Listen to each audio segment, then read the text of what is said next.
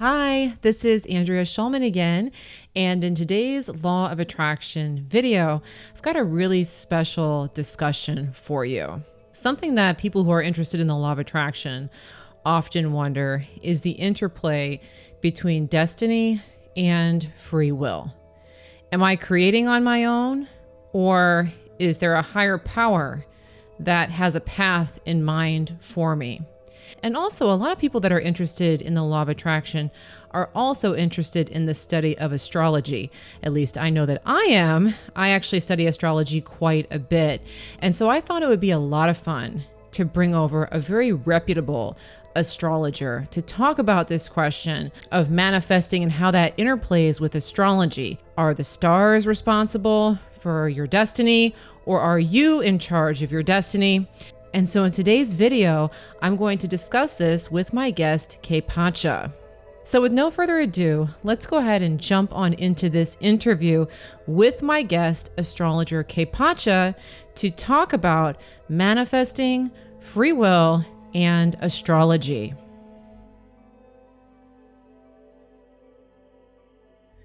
All right, for those who do not know, I have got Kaypacha here. Kaypacha is a legitimate astrologer.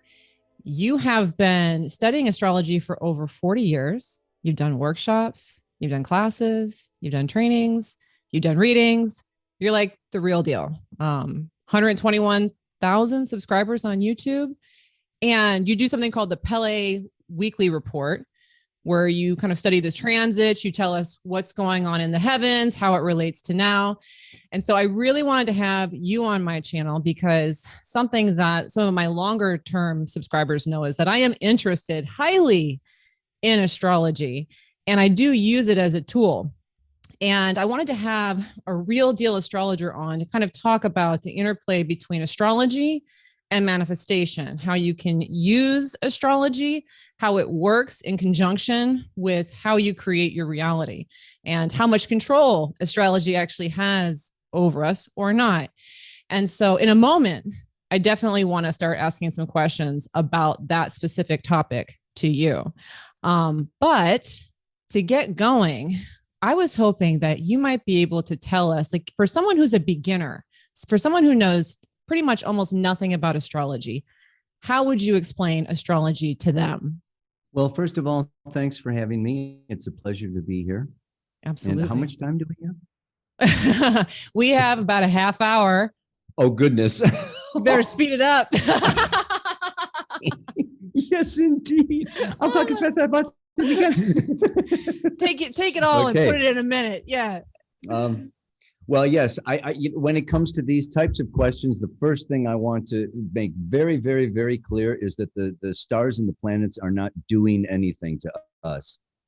That is a very old Newtonian cause and effect, physics. It's not quantum physics. It's now we live in a field, and with the law of one, which I wanted to say regarding the law of attraction. The law of attraction is one law of many natural laws. And I think there's been an overemphasis on its particular power. So, astrology really works with the law of one. It works with the laws of synchronicity and of reflection, so that as above, so below. The macrocosm mirrors the microcosm.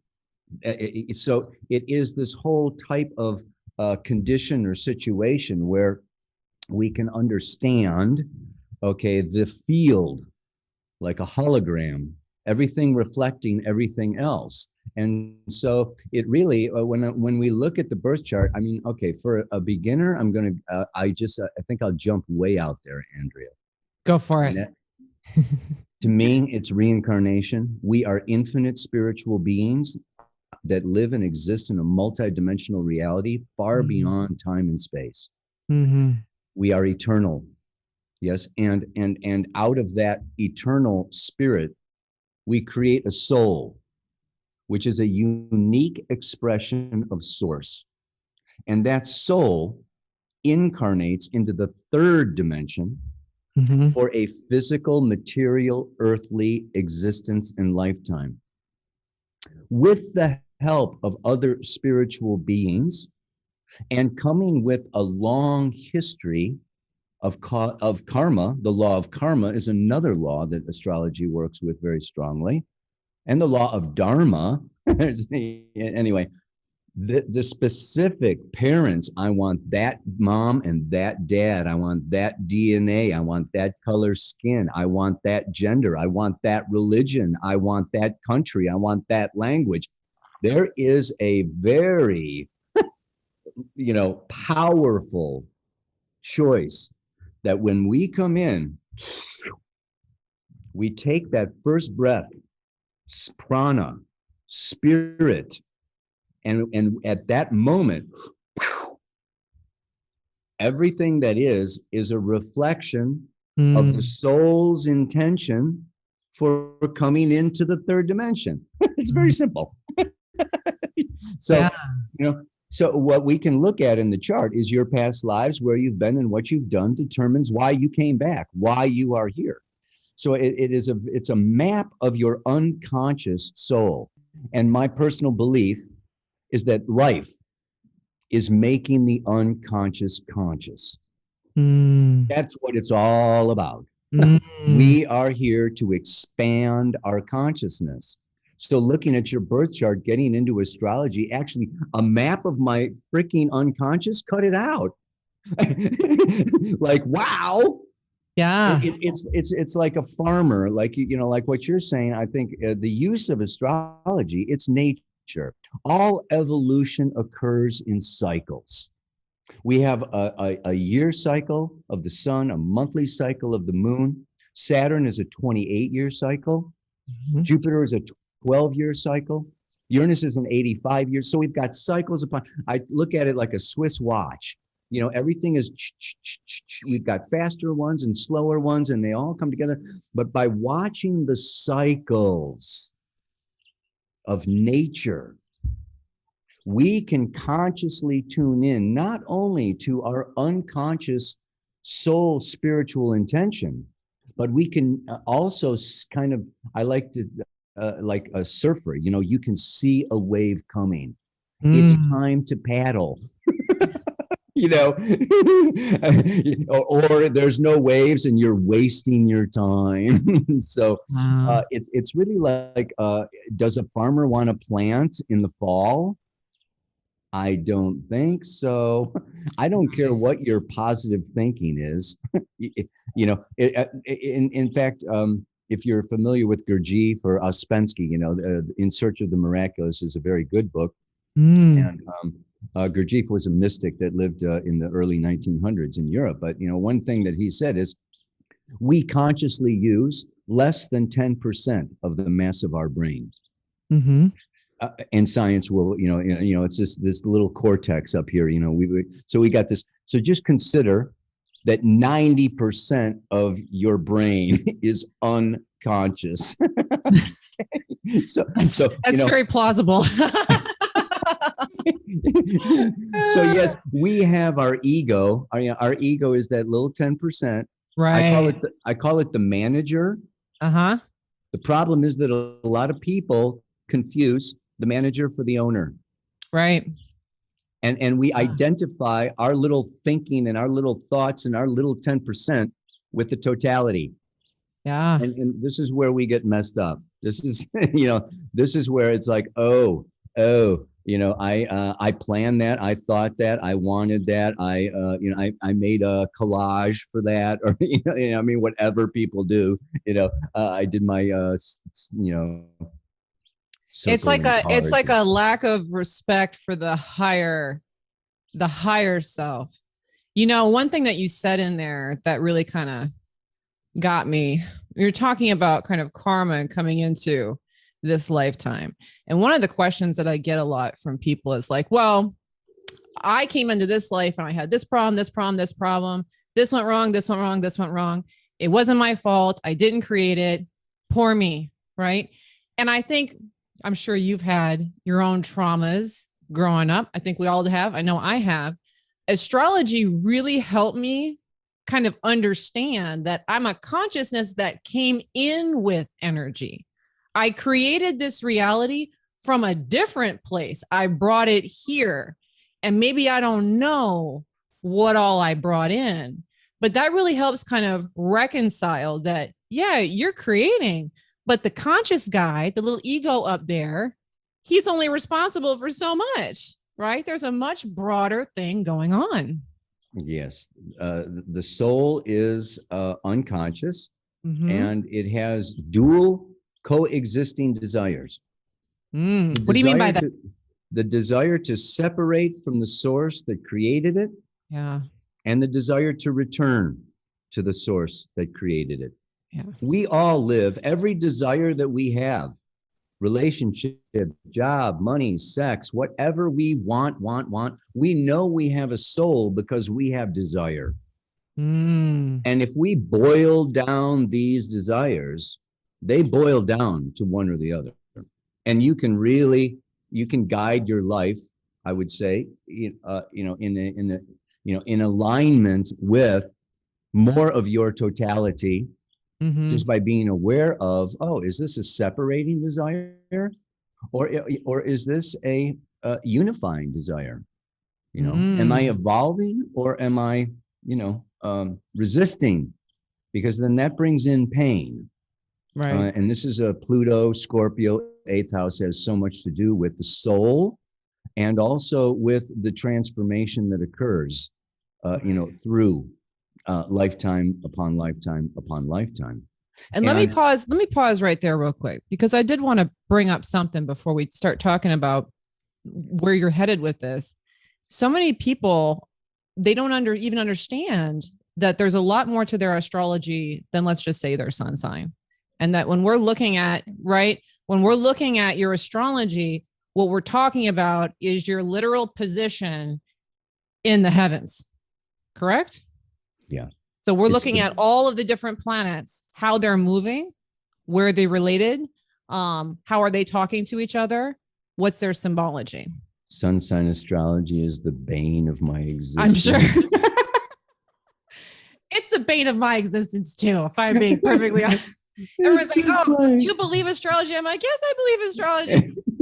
Well, I'm a Virgo and I'm nothing like a Virgo. Okay, well, yeah. We gotta start small. That's like taking astrophysics and boiling it down to addition.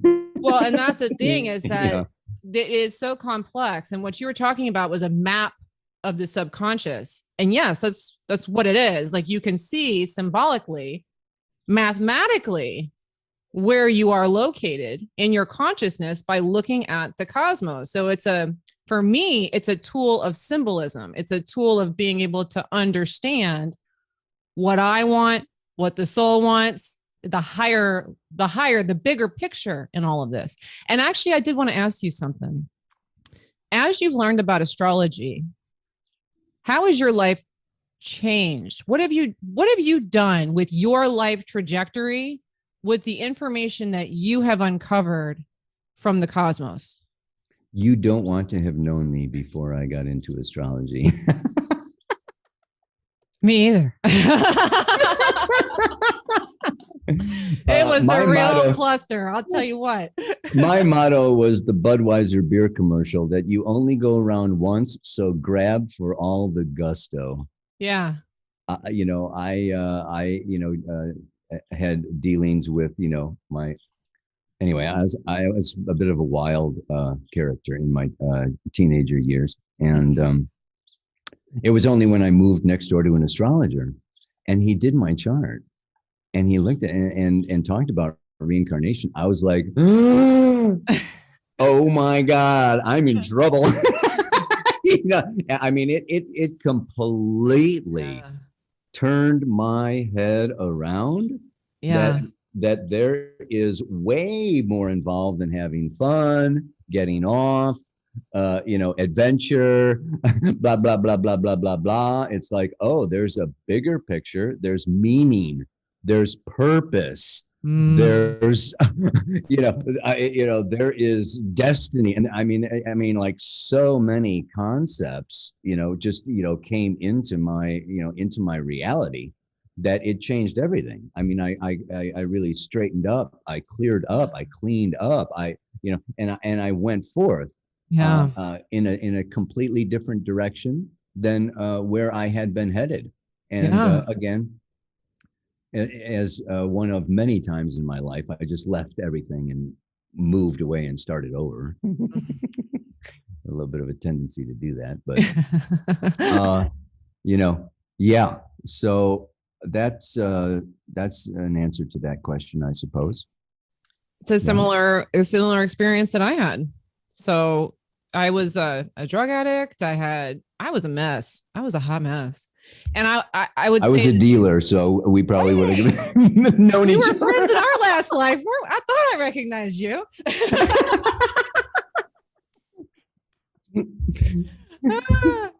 But yeah, I mean, for me, like one of the things that was really significant was learning about, and I'm still learning. I'm not 40 years plus into this stuff. I'm still learning, but learning about like my North Node was very helpful to me.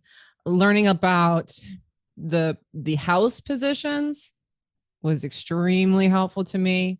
Learning about my chart ruler, just, I mean, there was all these things that I always thought, okay, I'm an Aquarius, so I'm weird. And that's it. That's kind of my initial understanding of what astrology was. Like a lot of people, I'm just an Aquarius, I'm a Virgo, I'm a this, I'm a that. But when you get that map, wow, and you really start to look into it and decode it, you start to understand, okay, this direction is against the grain. And not only is it against the grain because it's on the chart, it's against the grain because when I go in that direction, things get kind of screwed up. This direction is with the grain. And when I go this way, things seem to work out. And so it's really, for me, provided it's like a useful guide map to help me move in a direction that maybe I didn't think I wanted to move. But once I start going that route, it all starts working out. It all starts clicking. And I would say it also turns you a bit more into like a researcher. Yeah. Because you start to see that, and what it does is it connects dots. It connects things that you didn't know were connected. Sex, death, taxes, inheritance, insurance. Yeah. Like all these things are all like, what's the connection there? Yeah. And you start to like, start making connections with, what happens in your life, and you want to investigate and you want to research when something happens unexpected, unpredictable, shocking, or you're traumatized. It's like, now wait a second. In astrology, there are no accidents. There's no accidents. There's no coincidence. Yeah. Okay. There is a limited comprehension of the totality. Yeah. And as such, we call it chaos.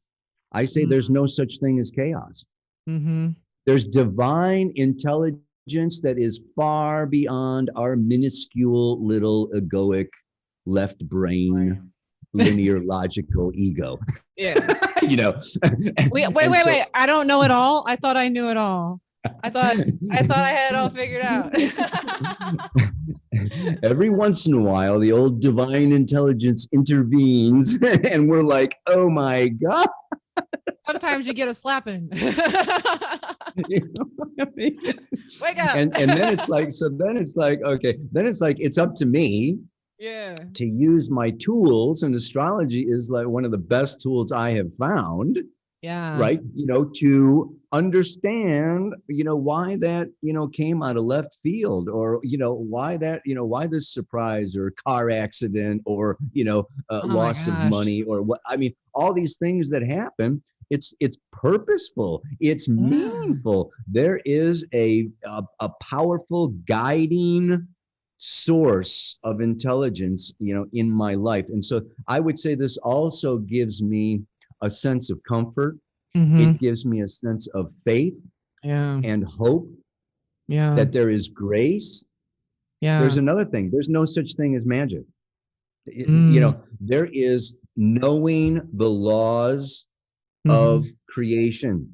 The yogi that levitates understands the laws of gravity and has mastered them.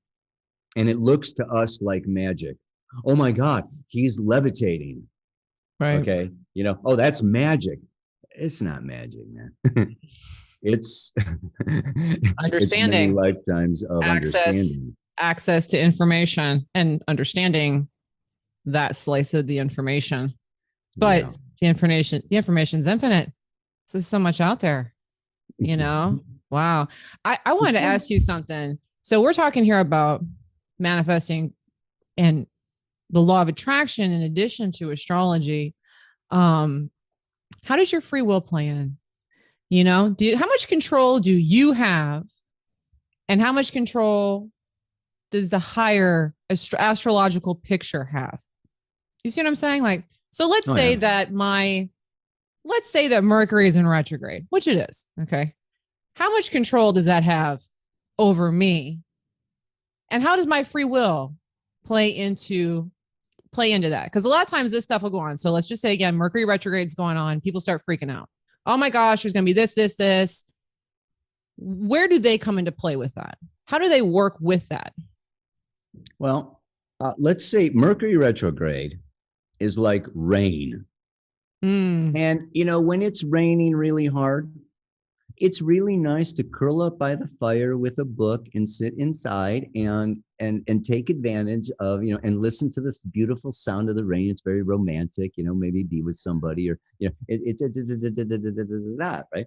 Right. And this is nature. It's Mm. raining. It's Feeling good. it. The plants need the rain. Okay, but you know Right. what? We've got free will. It's like, Yes. geez, I just don't, I don't care if it's raining. I'm going to the Yeah. beach. By God. That's right. That's what All we're right, doing. well. We're going skateboarding down the highway in the rain. I'm surfing, man. I don't give a shit. Right. And Right. so it's Right. like, yeah, there's a tornado coming, there's a hurricane coming, and so it's, Yeah. well, yeah, we can listen, we can allow, accept, humble ourselves, Right. adapt, Right. flow, all of Right. these wonderful concepts that people have, or we can assert, and Right. we can get aggressive, and we can get macho, and we can get really our desires. Yeah. Okay, it can come up, those separating desires. I want to be an individual, and I want to be unique, and I'm original and creative, and I'm going to just and I don't care about, I'm kind of blind to, I'm a narcissist, I'm kind of blind to like everybody else in the world out there, and I'm really caught up in my own desires. Right. So there's also this kind of dance, I think, that we all do. And when it comes to free will, it's interesting. The astrology that I work with, evolutionary astrology, has evolutionary stages. Mm. And these evolutionary stages are, I'm going to super simplify it. There's actually 4, but we'll work with 3. About 75% of any given population is in the consensus stage. What's that? Which is, I was going to ask you about the evolutionary perspective. What's the consensus state? when we first come in, okay, we spend a couple lifetimes, maybe we're autistic or whatever. We're just getting used to having a physical body and gravity and, dropping things and standing or blah, blah, blah, blah. That's maybe less than 1%. Then we have 75%, 3 out of 4 people are in this consensus reality where they're just learning about time, space, survival, money, food, sex, and they have external authorities. Mm. And they rely upon the billionaires, the movie stars, the presidents, the teachers, the parents, whatever. I mean, so there's this gradual, many lifetimes, hundreds of lifetimes, kind of moving through this consensus into the individuated. Yeah. There comes a time where the psychology doesn't fix my schizophrenic daughter, and the vaccine doesn't heal my sick, and the knowledge, the teachers, the consensus reality, the president, is wrong or bad or evil or whatever, and our religion lets us down. Anyway, we individuate. Yeah. 20%, 1 out of 5 people move out of you know more than me, to I am going to create my own reality. Right. And they move, and this is an expansion and a growth of consciousness, and that expansion and that growth of consciousness expands your free will. It grows your free will. The more you know, the more you can control. Let's face it, there are people that have more free will than other people because they're more conscious. Never even thought about that. Of, You're not a, of the, you're not a of the laws. slave. Yeah. Yeah, I got it. No, I mean, this isn't, this is not like, oh yeah, well, all men are created equal. It's like, I mean, there's babies and there's old, mature adults. There's a whole spectrum. Yeah. So we've got the consensus, and we've got the next stage is the independent, where they're coming into their individuated. What's the next one? Then this is the 20%. We got 75, we got 20, we got 95%. But this comes into, okay, I develop my genius. I become Albert Einstein. I become Da Vinci. I become Bill Gates. I become, it's like, okay, whoa, my mind, okay, is, and my creativity and my genius is, I am so original, so unique, so special, and then it comes into, well, the last is the spiritual stage. Right. And the spiritual stage is that I have to go outside my mind. Yeah. It's like jumping off this cliff, into faith, forgiveness, compassion. I call it jumping from your head to your heart. Yeah. I become aware. I become psychic, my extrasensory perception. I start to see things people don't see, hear things people don't hear. I start getting downloads. I start, opening up to what I call the subtle world. The subtle world of spirit is invisible. This is where the magic happens. This is where a spiritual love, the law of one, and so many other divine, we could say, interventions or whatever, become more accessible, more tangible, more real. Yes. And then, okay, then that's where you step out. It's like Buddha doesn't have to come back. Christ doesn't have to come back. I mean, you become an avatar. You got everything out of the school of planet Earth, and you're off to the Pleiades. Bye. You graduate, so this is a progression. A progression, and of course it can be broken down far more specifically if we had more time. There's stages within these stages, and it's very good to, and this is not in the birth chart. Where do you find it then? You talk to your client. You talk to your client. Explain. And this is why whenever I do a chart reading for somebody, I say, what are your questions? What do you want to know? I've had people, I want to know when I'm getting my Jaguar, when's my ship coming in? When's my bag of cash showing up? That's so it's like, okay, well, where are they? They're definitely in this consensus reality, right? Yeah. I also had someone, my dead uncle will not leave me alone. I need to find some, way of dealing with this. He's just a constant nuisance, Okay, I'm going to read your chart a little differently than the Jaguar guy. That's a good point. Well, because your chart, if we're looking at just the birth chart, you got your chart at birth. And where you are kind of depends on you, how you're working that chart, right? So that's a really good point. It kind of reminds me of this idea in psychology, when you were talking about the 3 different stages, that there's this progression that people will go through. The first one is dependency, where you're just kind of, like you said, there's the authorities and you're dependent on them to do for you. You're dependent on them to take care of you. And then you get into a stage called independence, which is like your next stage, where the person kind of stands on their own 2 feet. I can do it myself. But that's a very narcissistic perspective, but it is a higher progression than the helpless dependent stage. Getting to the highest level is what they call interdependence, where you get kind of outside of your independent self and you bridge back into the understanding that you're a part of everything. You need everything. Everything needs you. You have to bring your A game and you need to depend on other people's A game at the same time. We're in this together. So I really liked hearing those stages. I wanted to ask you about the evolutionary astrology because I was curious about what you were going to say on that. So thank you so much for bringing that and explaining that to us. And I really appreciate you coming on the channel today and talking about astrology. This has been a lot of fun for me to talk about with you. One last thing I have. I was really curious. There's a lot of people on my channel who are really interested in learning. They like reading, they like watching movies, documentaries, learning different tools, strategies, etc. Can you think of a book or a documentary or a tool or some kind of strategy that you've stumbled upon in your life journey that really made a difference for you, that somebody watching may get something out of, were they to pick it up? You should read my book, Astrology 101. There you go. Amazon link is below.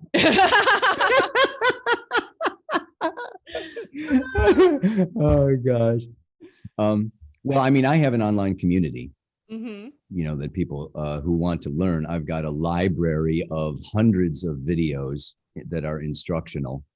I've and the community has, a private Facebook page, and they get all kinds of goodies. And I do live readings and videos with them on the weekends and stuff. So, I mean, that's to me, that's the least expensive. Unless you do want to just buy a book. I mean, my teacher is Jeffrey Wolf Green. He's the founder of Evolutionary Astrology. His book, Pluto, The Evolution of the Soul, Volume 1, to me is like the Bible. And it basically just goes through the 12 signs. Oh, okay. With Pluto. Pluto is the soul. And then he did a Volume 2. Okay, and Volume 2 is more about relationships, Venus and Mars, and really those two books I think are probably the most that I would recommend. It's not real super easy reading, but I'm gonna pick them up. Those very, very powerful. I haven't read them. So thank you so much for sharing. And to everybody that's here watching, thank you for watching this interview with Kaypacha. Make sure to go check him out. He is on YouTube. The channel is New Paradigm Astrology. Make sure to check him out. He does a weekly transit report, and subscribe, of course. But again, thank you so much for coming along. I've really enjoyed talking to you. Nice to meet you too. Thank you for having me. My pleasure. Have a good one. Bye-bye. Okay, bye-bye. Namaste. Namaste. Hey, thanks so much for listening in on this interview with Kaypacha. His YouTube channel is New Paradigm Astrology. So if you haven't yet subscribed to him, make sure to head on over there to do that. And also, if you are new to my work, I would love to invite you to take my Law of Attraction test. If you haven't yet seen how your thoughts create reality, I've designed a test to show you just how it works so that you can manifest something very quickly and easily. And to take that test now, please make sure to look below in the description for a link. Thanks again for watching today's interview on manifesting, free will, and astrology. And of course, I look forward to bringing you more content soon. Bye-bye.